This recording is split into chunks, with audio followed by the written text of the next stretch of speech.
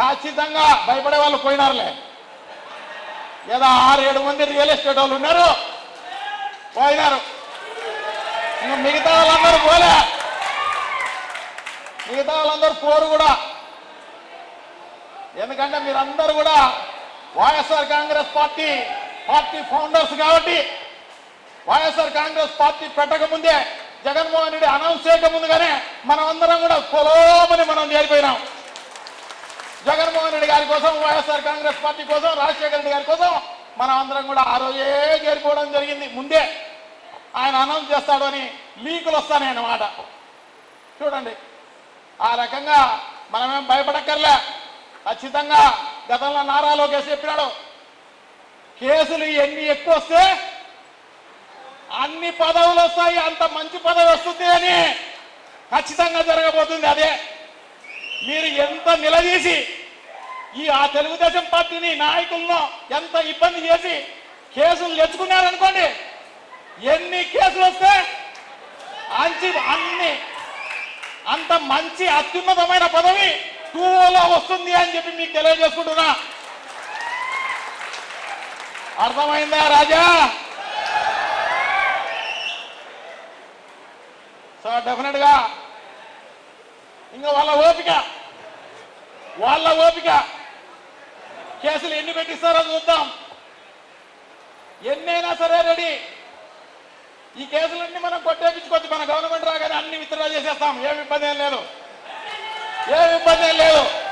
తాత్కాలికంగా వాళ్ళ సుఖానందం కోసం వాళ్ళు 4 రోజులు 3 రోజులు జైల్లో పెట్టచ్చేమో, కానీ భయపడాల్సిన పని లేదు, అవసరం లేదు. మేమందరం ఉన్నాం మీకు తోడుగా.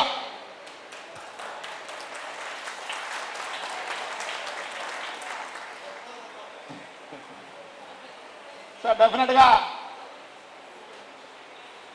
ఎందుకంటే రాబోయే కాలంలో ఇంకా పెద్ద ఎత్తున మనం ఉద్యమాలు చేయాల్సిన అవసరం తప్పకుండా ఉంది. అలాగే వైఎస్ఆర్ కాంగ్రెస్ పార్టీని స్థానికంగా, సంస్థాగతంగా మనం అభివృద్ధి చేసుకోవాల్సిన అవసరం తప్పకుండా ఉంది.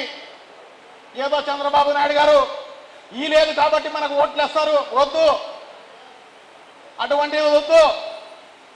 ఆయన ఏదో ఈకపోతే మనకు ఓట్లు వేసేది వద్దు. మనమంతకు మనం బలం పొందుకోవాల్సిన అవసరం తప్పకుండా ఉంది. ప్రతి ఒక్క కార్యకర్త ఒక సైనికుల్లాగా తయారు కావాల్సిన అవసరం తప్పకుండా ఉంది. ప్రతి ఒక్కరి మెరికల్ లాంటి వాళ్ళని ఎంపిక చేసుకోవాల్సిన అవసరం తప్పకుండా ఉంది.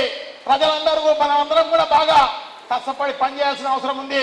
ఇదేదో జగన్మోహన్ రెడ్డి కోసమో ఇంకొకరి కోసమో కాదు, మన కోసం మనం నిర్మించుకోవాల్సిన అవసరం తప్పకుండా ఉంది అని చెప్పి మీకు తెలియజేసుకుంటున్నా. మన కోసం మనం నిర్మించుకోవాలి. ఎందుకంటే మనం ఈ సంవత్సరం 14 నెలల కాలంలో మనం చూసాం, కింది స్థాయి కార్యకర్త నుంచి మొదలుకొని, ఎందుకంటే మనం ఈయనే ఉన్నాడు షఫీ, హోటల్ ముందర బయట కూర్చున్నాడంట, దానికి వార్నింగ్ పోలీస్ స్టేషన్ నుంచి. సో ఇటువంటి వద్దు, ఇటువంటి భయాలు వద్దు, భయపడడం వద్దు. మనం అందరం కూడా సొంతంగా మనం పార్టీ బలంగా ఉన్నదనుకోండి, మన పార్టీ అధికారంలోకి ఉన్నదనుకోండి, ఇటువంటివి ఉండవు కదా. ఉంటాయా? ఉండవు కదా. ఫస్ట్ జగన్మోహన్ రెడ్డి గారి ఫస్ట్ ఫేజ్లో జగన్మోహన్ రెడ్డి గారి పరిపాలన అందరూ నా వాళ్ళే, పార్టీలకు అతీతంగా, కులాలకు అతీతంగా, మతాలకు అతీతంగా, వర్గాలకు అతీతంగా మనం పనిచేస్తాం, అందరికీ సహాయం చేస్తాం, అందరూ మన వాళ్ళే అని చెప్పేసి ఫస్ట్ ఫేజ్ జరిగింది. ఫస్ట్ ఫేజ్ 2లో అలా ఉండదు.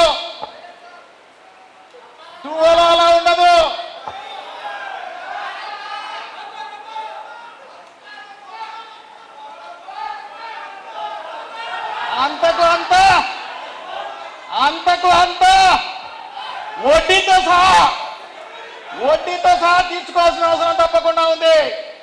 ఎవరు అధికారి మనకు పలకపోయినా, న్యాయంగా ఉండి చేయకపోయినా, ఎవరు నాయకులు మనల్ని ఇబ్బంది పెట్టినా మనం కూడా బుక్కు తీయాల్సిన అవసరం తప్పకుండా ఉంది. ఆయన ఒకడే బుక్ తీశాడు, మనం ప్రతి ఒక్కరము బుక్కులు తీయాలి ఖచ్చితంగా. 2-0 ఖచ్చితంగా మనం చూపించాల్సిన అవసరం ఉంది. సినిమా ఖచ్చితంగా సినిమా చూపిద్దాం, ఏమి ఇబ్బంది లేదు, మేమందరం ఉన్నాం.